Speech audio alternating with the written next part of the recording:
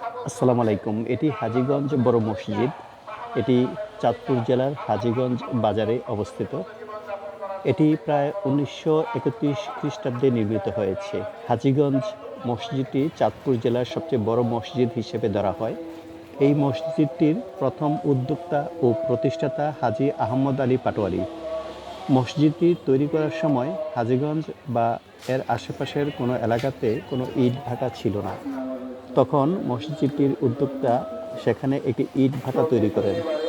তারপর সেখানে ইট তৈরি করে সেই ইট দিয়ে মসজিদটি নির্মাণ করেন।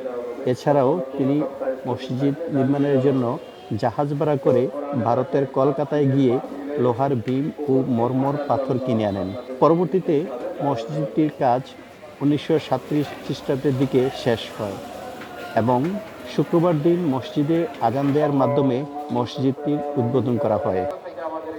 মসজিদের পাশাপাশি রয়েছে আলিয়া মাদ্রাসা, হাফিজিয়া মাদ্রাসা, ফোরকানিয়া মাদ্রাসা ও ইসলামিয়া পাঠাগার। আলিয়া মাদ্রাসা ছাড়া বাকি মাদ্রাসাগুলো মসজিদ কমিটির তত্ত্বাবধানে চলে আসছে।